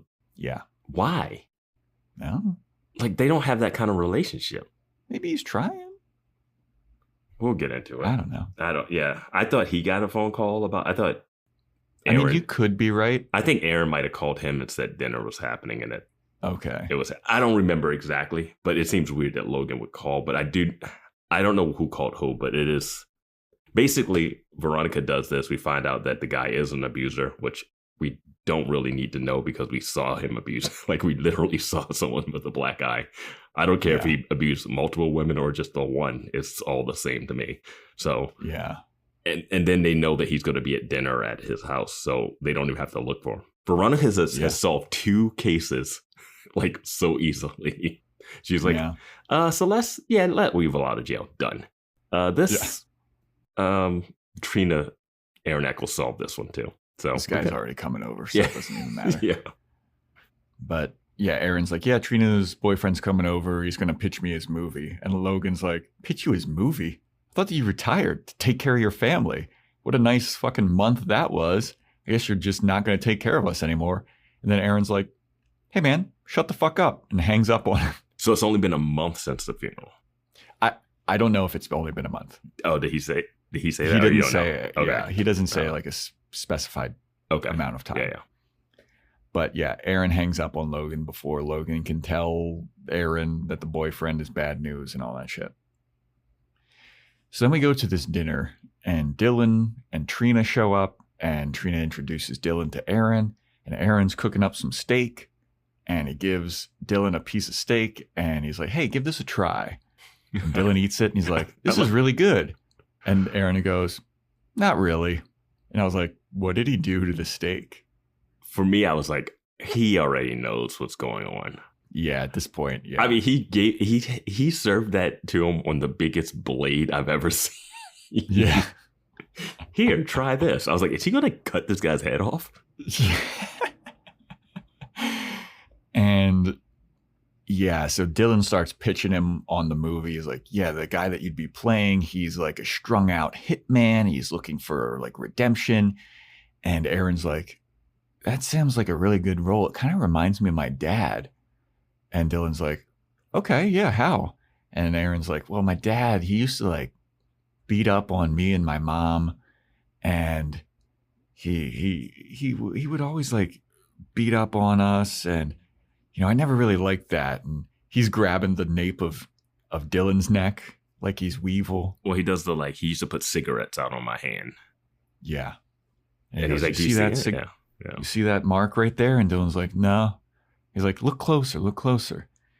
And then Aaron just has the most hilarious WWE style beating the shit out of this guy, Dylan. And it goes on for so long. Yeah. He's hitting him in the head with trash cans. He hits him with a tiki torch. Yeah. He's tossing him across tables. He hits him with a chair, and the chair falls apart all over Dylan. Mm-hmm. Dylan's like trying to get away. And like every time he's about to get away, he just fucking just throws like a chair at him or something, falls over. Meanwhile, Trina, aka Willow, is just like, Dad, stop. No, Dad, stop. No. Dad, what are you doing? Stop. Like he tossed him over a table, like right next to a fire pit. And I was like, is he going to burn this guy alive? So why not, right? So then eventually, as Dylan's trying to like crawl away and escape, Logan and Veronica shows up just as Aaron's taking off his belt, his signature move. Yeah. He's taking off his belt and he just starts whipping Dylan. And Logan shows up and he's like, this looks familiar. He starts getting boners. And and then Aaron looks up, he's like, oh, hey son, this is Trina's boyfriend Dylan. Would you mind showing Dylan back to his car? And Logan is like so fucking, he's like, yeah, I'll show him back to his fucking car. This would be a really funny moment. Like a funny, like, I know what they're going for with him being like, oh, hey guys. Like you're doing something absurd and silly. Like not like absurd, but like something violent, but you're like reacting as if it's just something casual and normal. I get it. It would be funny. What we know about Aaron Eccles and what they've presented about Aaron Eccles makes it so I can't fully get on board with it. 100% agree with you. There's no wink to the irony of, or to the, not irony, but like the, oh, what is that? Like Logan isn't triggered by seeing the belt whipping. Yes. Like he should be, like as much as he wants to beat up Dylan himself, like when he sees the belt whipping, I was kind of expecting him to be like, stop, you know, because he's been on the receiving end of those belt whippings. There's no wink to the hypocritical nature of what he's saying, of what Aaron is saying. When Aaron Eccles is talking about like, my dad used to put cigarettes out on my hand. And even in the beginning of this episode, we have the flashback of the recap where it was like, oh, Mr. You worried about dad, Mr. Cigarette Burns, Mr. Black Eyes and stuff? And I'm like, you have presented Aaron Eccles as abusive, right? And now he's beating up an abusive person. Yeah, but now he's using his abusiveness for good. Yeah. But I'm like, he's like, yeah, my dad used to beat up my mom and I hated it. So I beat up my son like this. I continue the cycle. But then I don't know how if he was ever abusive with Lynn, because we don't know enough about that. Yeah. I don't know if he was. I just don't. He can't give this speech about his childhood and his upbringing and present it as if I will do better than that and I hate this, and if I ever see domestic abuse or violence against women or children, I go crazy, when I myself do that. But then me saying that, I don't even have there's not even a wink to the audience of like, hey, you put cigarettes out on your son, so he claims. And so I think that was to like, that's so specific. That's like Aaron's upbringing, so that's where he gets it from. I can see that, but I feel like Logan should have been triggered by seeing the belt whip. 100%. And like he should have had a reaction aside from like, hell yeah. The scene, the line that he says in this next scene is what really just put me off on it. Because in the next scene, also we have to say, while he's beating up this guy, the song "When the Moon Hits the Sky Like a Big Pizza Pie." That's amore. That is what's playing as he's beating this guy up. It is ridiculous. I mean, this scene is very long, and it is like I said, it's WWE style, like breaking chairs over this guy, tiki torch. Imagine if this was Keith beating up this guy. How funny this would be. Oh my God. Right? But because it's Aaron Eccles, it's like got a weird tint to it. Yeah. Like, I just don't know. Is this like a turning point to where he's stopping abusing his family now? There's not the self-reflection within that moment. Like we said earlier, this is such a big, the meat of this story arc is so big that we don't have enough time to dissect it. Because I'm like, this needs to be like Logan having a conversation with Aaron Eccles afterwards. And then Aaron Eccles is like, hey, I've done terrible things. I've now seen, but he's already seen his dad abused, and now his stepdaughter's being abused. So now he's like, I can see the error. Like, it needs to be something. Yeah. It needs to be something to reflect what we've seen earlier from him and what he has just done. But they don't have any time for that. It's just a fun, silly, he beat up some people scene. I'm glad that he beat up this guy. No, I'm glad he beat up the guy too, and I'm glad he's standing up for it. But he's also been abusive to Aaron or to Logan. Yeah. So I'm like, I don't know where. And Logan has been he's not someone that needs to be physically abused, but he has been like a shit. Yeah. Which is also weird because now we're having to root for him to date the girl that we've been following. I don't know. I feel like in the bum fights episode, we were like, he does kind of deserve it. No, it never got, like, he got like a belt, like he got belt hit off screen in a weird ritualistic kind of way. Yeah. Like, I didn't mind, I don't mind a little shove on the couch thing. Like, that didn't bother me that much. But when he turns and he looks over his shoulder like a battered spouse. Like, in that scene, he looks like a battered spouse, and Aaron Eccles looks like a domestic abuser. And in this scene, he's beating up a domestic abuser, but he's saying it like in a higher status, like, I'm better than this. But he doesn't have like a wink or nod to what he's done before, which the show needs to somehow wrap up, but they don't. Instead, they're like, here's a fun, silly song while he beats up a guy who abused Trina. Like, we don't even know a lot about Trina. She's getting beat up already. And it's a random guy too. Like, we don't even see this guy until this happens. So we don't even have, if this was happening to Mandy and it was like Mandy needs to stand up for herself or something, I don't know. It's silly, it's fun, but when you try to think about it deeper, it's confusing because Aaron is who he is, and he's not likable, and he's very abusive and weird. I think you're right in that they needed to wrap this up with Aaron recognizing the error of his ways and like maybe apologizing to Logan or something. I think it needs one more scene, because this is the last we see of Aaron Eccles this episode. I need a scene with him and Trina. I need a scene with him and Logan. I need a Logan Trina scene where they talk about dads. I need something to like wrap up this, because it's such a big, because like finding a missing dog, that's just finding a missing dog. But this physical abuse, like, we need to like really tie this in and figure out like, what is Aaron Eccles? Like, am I supposed to now root for Aaron Eccles now? Yeah. I mean, he has given Logan speeches about like, we need to be on the same team on this kind of stuff. But like, I took that more as like a manipulative tactic. During the funeral scene, Logan kind of comes at his dad like, oh yeah, I think I remember that trip. That's when you gave me a bloody nose. And then the dad, Aaron Eccles, is like, that's not how I remember it. Like, so he's in complete denial of his abusive nature. Yeah. So there's something about him. I think if he just beat the guy up because he hit Trina, then that's fine. But then when he starts telling a story about my childhood and I witnessed abuse and I hated it, and it's not even said in a way of like, this is how I take it in and it made me abusive. It's more like, I hated seeing that and I would never. But it's like, do you not realize that you've been doing that to your family? You've become your father, basically. Yeah.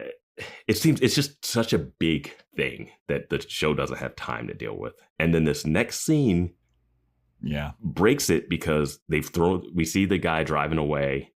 Veronica and Logan are outside, And he's like walking her to the car or whatever.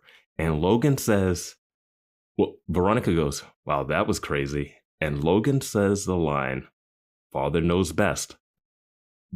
What? Yeah. Like what you said with the belt whipping PTSD that he should have. He is not like watching that and like, father knows best. No, you don't like that side of your father. Yeah. That is the thing. That's like, why you fucking... It's just... Like, he can't say that line there. He just can't say father knows best. They have not gotten on the same page. And that's the worst side of his dad that he just saw. Even though he wanted to do that too. It's... I don't know. It's just... Yeah.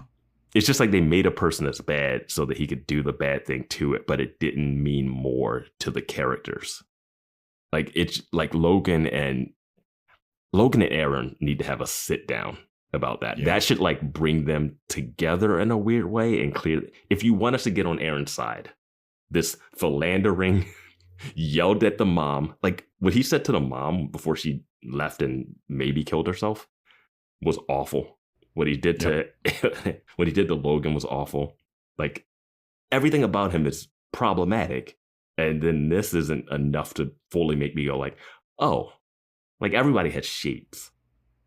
Mm-hmm. Like of course he's going to beat up someone that hurts someone in his family. Like he's a violent, but this is not enough for Logan to be like, father knows best. Did you think that when he was whipping you and yelling at your mom and drove your mom to leave? Yeah, I seem to recall, Logan, you threatening to kill your dad. Yeah. Outside of the principal's office. All right, but let's have a walk and talk with Veronica. Yeah. Anyway, you think Lilly loved Weevil? Oh, boy. Yeah. And Veronica's like, oh, I didn't know that you knew about that. I don't know. She never mentioned it to me. We weren't really good friends. Yeah. And Logan's like, whatever. And then Veronica's like, wow, you're handling this pretty well, aren't you? He's like, yeah, I guess, Lilly, she loved dudes. Like he says, like she loved guys. Yeah. And Lilly was going to go out of her way to piss off her parents. And like, that's why she went with Weevil. This is Veronica's like theory. And she was like, yeah. And like Jake and Celeste would have been super pissed if they saw her with Weevil. So I think that's what they were doing. I think that's Logan. That's Logan saying that, right? Oh, that's Logan saying that? I think Logan is saying, like Logan's saying that because she says Duncan was always the favorite and she wanted to like piss them off or something. Right, yeah. Yeah. But Logan's like, yeah. And Veronica's like, you really are taking this pretty well. And he's like, well, I loved Lilly, but she didn't love me like the way I loved her. And that's fine. And it makes me feel good. And it makes me not have to feel guilty anymore. And then Veronica goes, guilty about what? And Logan goes, about moving on. And then they start kissing and smooching. My first thought when he said, I don't feel guilty about moving on, was I was like, did we forget that he was dating Paris Hilton? Yeah. Like, you've already moved. Like, this isn't the first.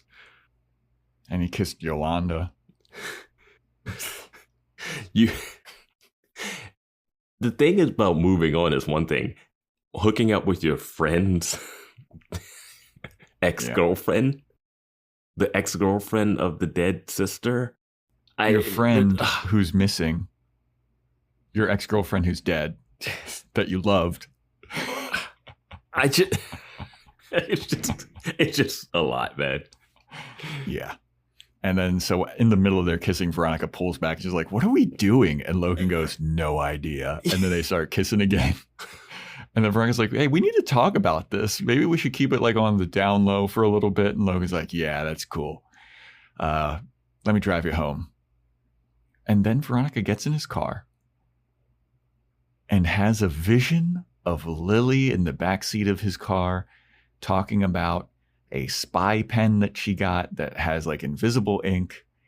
And she's going to pass secret messages around to all of her lovers. I think it's a recorder in it. Or something. Oh, it's a recorder? Yeah, I don't think it's like invisible ink. Yeah, that's that. You can put messages in it somehow. Okay. Yeah. So this then Logan gets in the flashback car and is he's like, I forget what triggers the flashback specifically, but my takeaway from this flashback was a year ago, Veronica didn't even know what a spy pen was, and now she's the greatest detective in Neptune history. she's even better than her dad. In a year. She's figuring out cases that her dad can't figure out. He's just chasing bail jumpers and she's figuring out like all these cases. What is a spy pen? And now she's like, I planted 5 bugs. But Logan gets in the car. He's like, what are you looking at? And Ryan's like, oh, nothing. Just had a vision of your ex-girlfriend that's dead.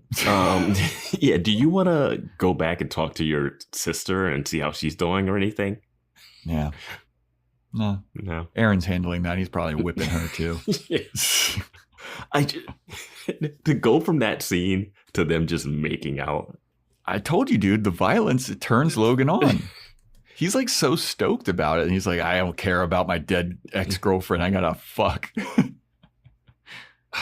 Yeah.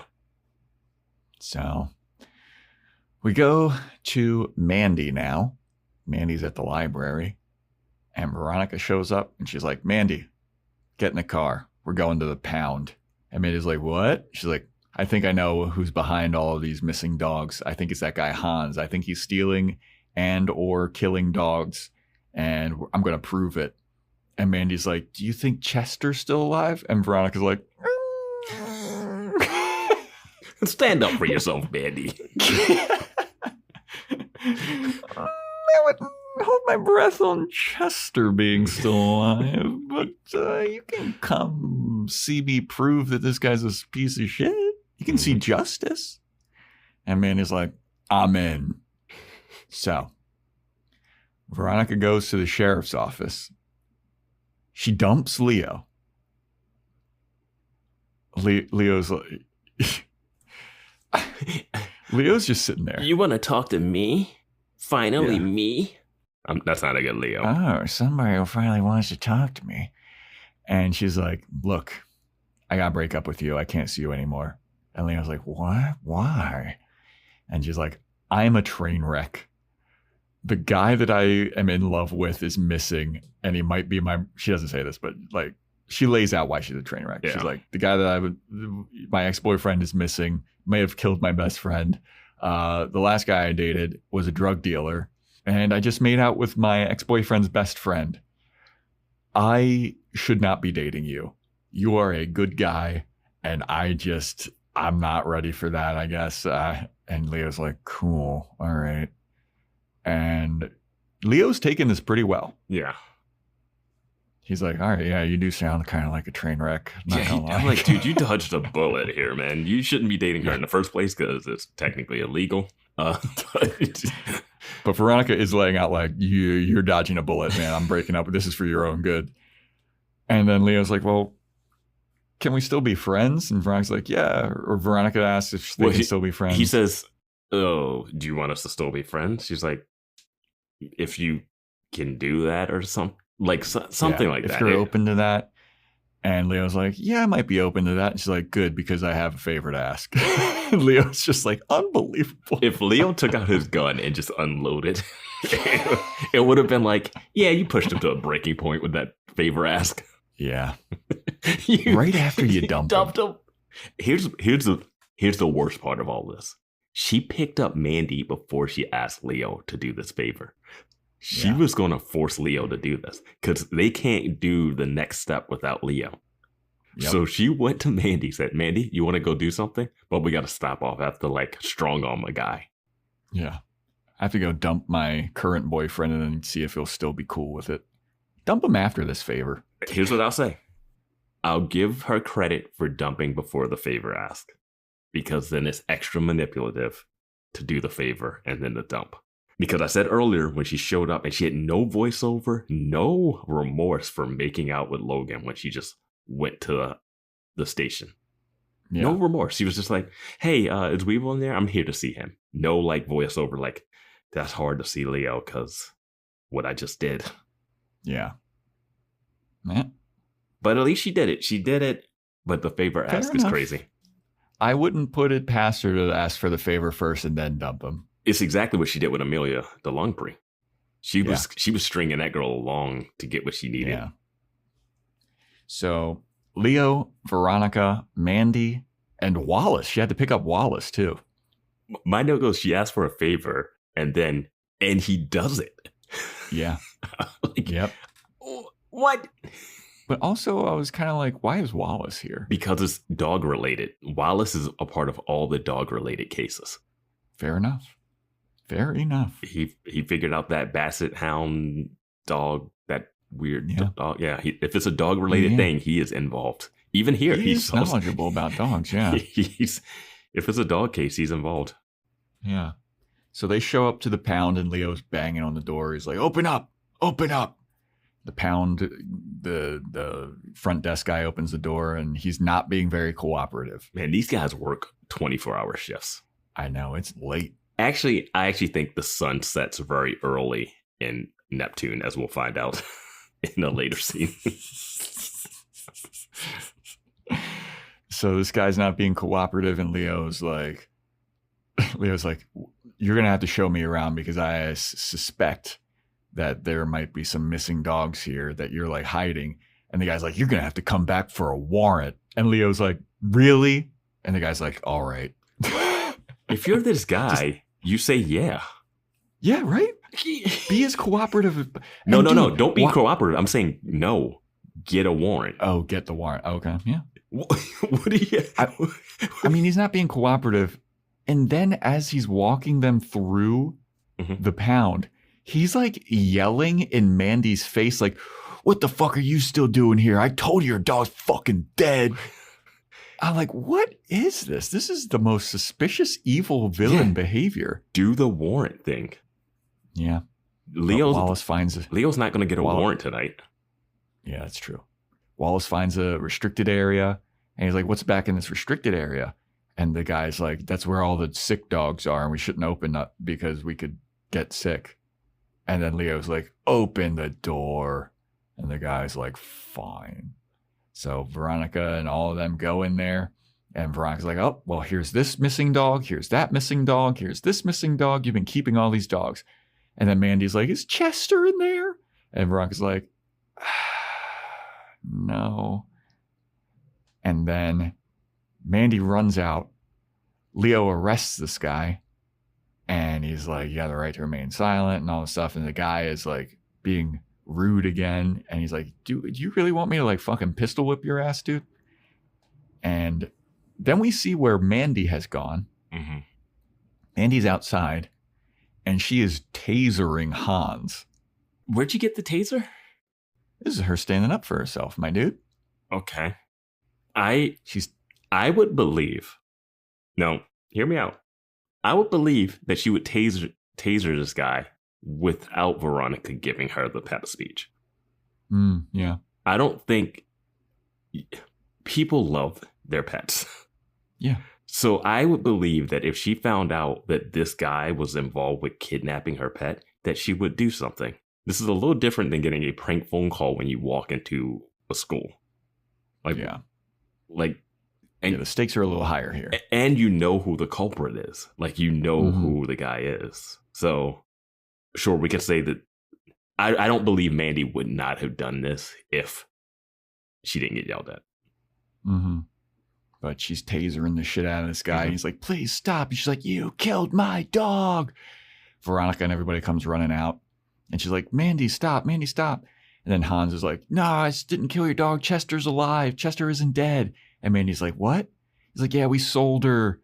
We sold the dog to somebody when we couldn't get a bigger reward. So we sold her. He's alive. Why do I keep saying her? We sold the dog to a lady. And yeah, Chester's still alive. And Mandy's like, oh, that's awesome. So they leave. Veronica thanks Leo. And she's like, hey, Leo, I'm going to ask you for some more information before we part ways here. When you said that you picked up Weevil, you said that he had a pen on him. Are you sure it wasn't a pencil? because Veronica gave him a pencil earlier or something when she was tutoring him math. Mm-hmm. And he's like, no, it was definitely, oh, you're right. Mm-hmm. You're I'm right. looking at my note and I'm like, here it comes. You're right. Yep. Yeah. He's like, no, it's definitely a pen. It was a pink, plastic, really girly pen. Not such a tough guy, huh? Yeah, you were absolutely right. Yeah, there's no way you say that earlier enough. It would be like a red flag right away. Yeah. So that tips Veronica off. She's like, huh, okay, interesting. So we go to the Mars household, and Keith is taking a hair from Veronica's comb, puts it into a little DNA sample thing, takes one of his own hairs, puts it in a separate DNA sample thing, puts it in a FedEx box. He's sending it off to get tested to see if he's really her father. Does he not have a connection somewhere to do this? Like, does he have to do the 23andMe I guess mail so. in? You would think that he would, because he's a private investigator. Yeah. But whatever. We got to drag this out. Here's my question. Is he going to rip it up too when he gets the results? That would be hilarious. If that happens, I think I'm done with the show. If they keep, We're moving on. If they keep being like, you know what? Never mind again. Yeah. Yeah. But he puts it in a FedEx box. Veronica comes home and he hides the FedEx box in a little satchel thing, little briefcase. And Veronica's like, she goes up to Keith and she's like, hey, why didn't you suspect Weevil when you were like doing this investigation? Because you know that he stalked her and all this other shit. Why didn't you think he was the killer? And Keith very nonchalantly is like, well, we searched him. He had an alibi and it checked out. And Veronica's like, what? And then he's like, yeah, come on into my room. I'll show you all of the evidence that I have. He is chipper doing this. He really is. Yeah. Yeah. No, you got a good, I was like, why? He's very happy. Yeah, you got a little pep in your step. You're just picking DNA strands to figure out if your daughter's your daughter. And now she came home to ask you about a murder of another girl. And you're like, oh, come over here. Yeah. So he goes and gets his box of evidence, which is labeled Playboys. And Veronica's like, oh, why did you do that? And he's like, because I knew that you wouldn't go looking in here if it was labeled Playboys. What dad keeps the box labeled Playboys out in the open like that? It was in his closet. Yeah, but it was like top shelf. You didn't even have to like move something out of the way. Veronica can't reach that shelf. There's no step stools in the leaves. They just keep everything out of reach. That's why the safe is on the floor. But he pulls down this evidence thing and he's like, yeah, see, here's his alibi. Like he was at work working security or something. And no, he was at community service. Community service. He clocked in and he clocked out at 2. And Veronica's like, but now that we know that Lilly's death was after 4, what?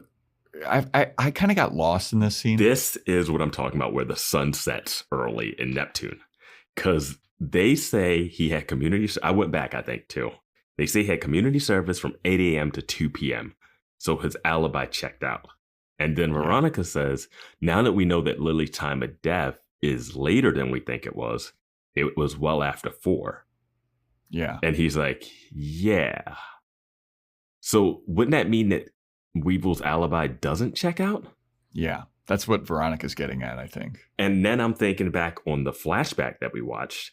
When the murder, it was nighttime by the pool, right? Yeah, but Keith was also the first one on the scene, except for all the other cops that were there. They're like, oh, well, we know her time of death. Well, so if it was 2 p.m. when they originally thought that the death happened, but we saw in the flashback, Keith shows up by the pool and the sun is down. Yeah, it's nighttime. Yeah. So if you showed, like, are they saying that she died at 2 p.m. and then they found the body at like night? Because I guess they found the body when they came home, but the body time of death. Because I mean, you can estimate time of death, but it's the timing just is so weird. No, you're right. that's why I was like, the sun must just go down early. Maybe it was like a winter thing. Like, because, in like January, February, sun goes down like 4:30, at least out here. I think the two conflicting things is the thought that he thinks they did something with the body temperature to change it so that the time was different, where they made her colder or something. But then also the traffic light was like 4 p.m. or something. I think it was 3. Okay, so yeah, so she was alive at 3, but the body temperature made it seem like she died. She was earlier or later, because they thought she died between 8 and 2 originally. Yeah. Or not between 8 and 2, but like she would have had to die sometime she would have before had 2. to die before 2 p.m. because that was Weevil's alibi. Yeah. And it's weird that he's being told this and he's not like, oh shit, Weevil could have done it now that we know the time is different. Like, why is he not reacting to that new information? Yeah, I mean, once Veronica gives him that information, he's like, yeah, but we know that the Canes are covering it up. Why would they do that for Weevil? You mean the people that just let him out of prison and you don't know why? Because you didn't hear her tell Celeste that she knows where Duncan is? Yeah. Wouldn't that be a red flag that you're like, wait, if they had Weevil kill their daughter, he could have been a hired hand for her? I don't know, man. It just feels real weird how Keith is reacting to this news. Yeah. I mean, Keith is weird in this entire scene. Just being real chipper. I just have some issues with the Lilly Kane. I want to know all the facts of the Lilly Kane murder, or at least the basics, because I feel like it's getting jumbled. Like, I'm not sure what time stuff happened anymore. Yeah, we need to go over and look at Keith's case files. Yeah, because I'm confused, because there's new stuff happening all of a sudden. Like, I feel like you're right that they're retconning a lot of this stuff. Yeah, I was there first, and then I heard a dryer thing, and I'm like, wait, what? That's why? Yeah, then the laundry thing doesn't make sense as to why he would go after Jake. And then the mom with the hotel, but she was only... Yeah, the hotel stuff, really, I do not understand at all. And the traffic ticket was the smoking gun at first, but then it was like, oh, the guy in jail isn't the right person because of shoes. I don't know, man. I don't know. Yeah, this case getting real muddy. Mm-hmm. But happy ending somewhere. Mm-hmm. Veronica goes with Mandy to get her dog back, and the lady just gives her the dog. If I'm that lady, I'm like, do I get my money back? Or they kind of imply that Veronica called ahead or something. Yeah.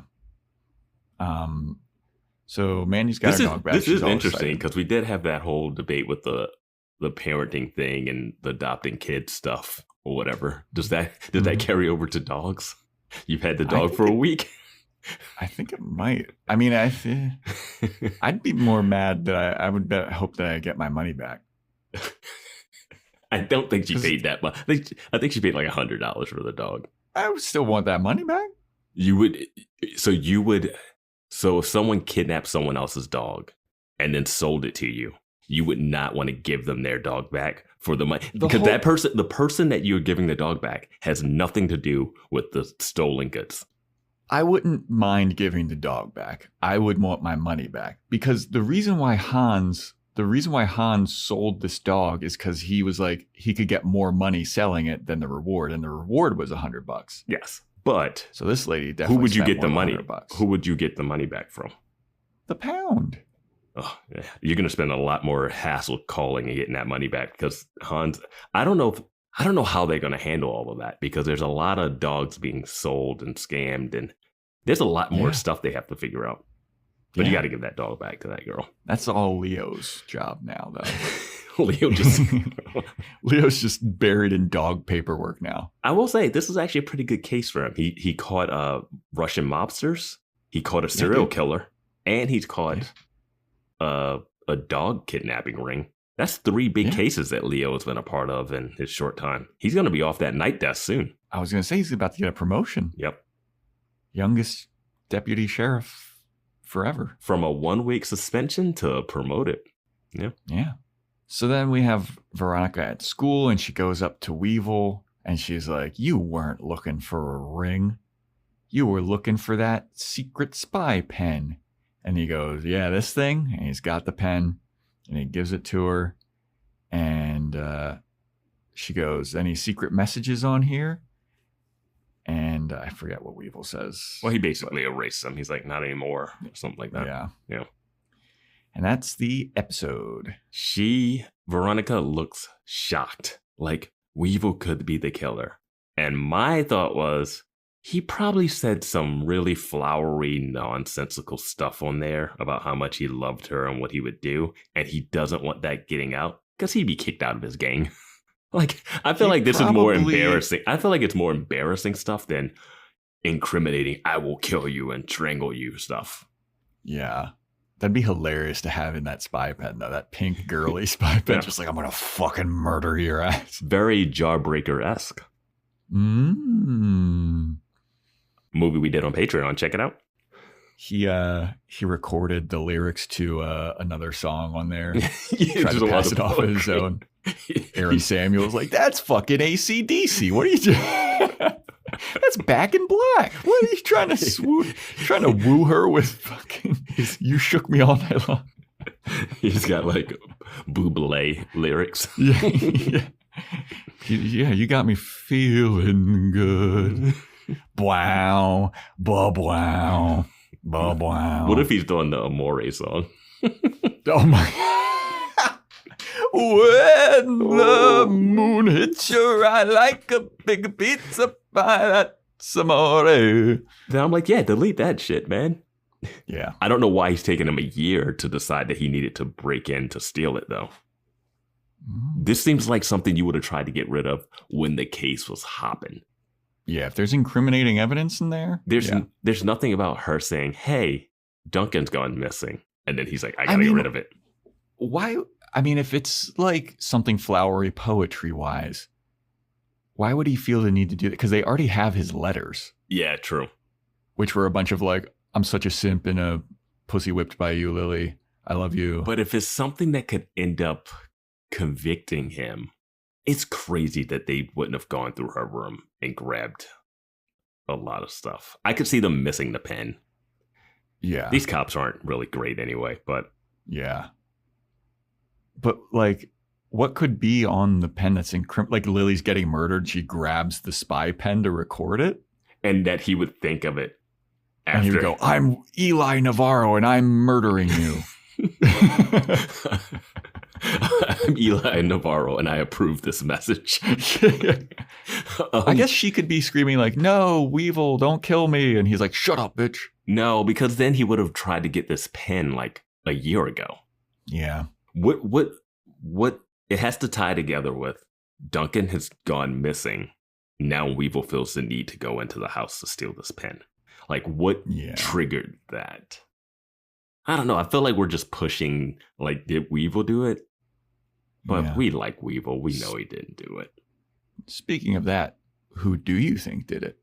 I think Lilly was hooking up with a time vortex portal jumper, and when he went to drop her off, he miscalculated and dropped her on her head.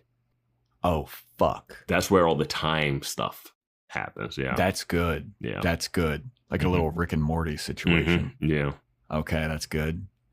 I think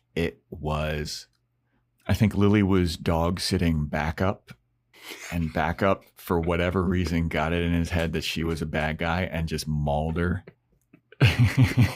I would love to see the like little fake paws grabbing something from a drawer, like a hammer. Then, hey, backup, what you got there? Yeah, that's what I'm going with this episode. And then you see backup painting himself brown. Yes. Like, it'll be raining and backup's colored go back to white, and you're like, wait, what? It was you all see along? The blood stains from the killing on his white fur. He's like, I gotta paint over this. He's burying the hammer in the backyard. Yes. I'm down for that. The next episode is titled, I'm going to spell it out. It's capital MAD M.A.D. Mad? Mad. No, it's just mad. Capital M, capital A, capital D? Yeah. With periods between it? That's it? Yep. Because it was MAD, the MADD. Yeah, Mothers Against Drunk Driving, but that's with an extra D. Yeah. This is just Mothers Against Driving. Yeah, they don't want anybody driving anymore, which is weird because all the teens are driving all the parents around. Yeah.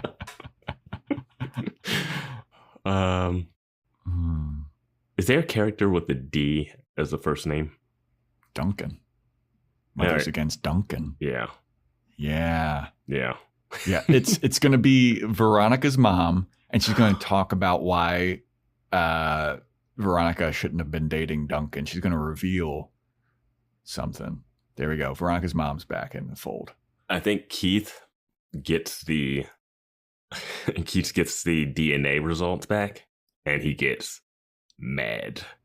Oh, fuck yeah. All right. I like that. That's a wrap, everybody. Thanks for listening to our episode on hot dogs. What are we doing? Yeah, I don't know, man. I don't know anymore. Join our Discord, vote in that poll for which movie we should do on our Patreon in June. Yeah, we're going to announce the winner next week on the podcast. Yep. Join our Patreon, patreon.com/Boys Watching Buffy, where we're doing Boys Watching Dollhouse and all those movies. Instagram @BoysWatchingBuffy, TikTok @BoysWatchingBuffy, BoysWatchingBuffy@gmail.com. If you want to get a shout out, Apple Podcast 5-star rating and review, Spotify 5-star rating, take a screenshot of it, send it to us. Got something off of that Amazon wishlist. As I stated, only got 2 watermelon things left. Running low on them shits. You don't want to know what the podcast would be like without those energy drinks, ladies and gentlemen and others. You would not believe how awful it will get. They've heard it a couple episodes back. We were off the sauce. Yeah, we fucking were off of it. Started snoring halfway through the episode. We need it. So yeah, check that out. And stay tuned next week for when we talk about MAD.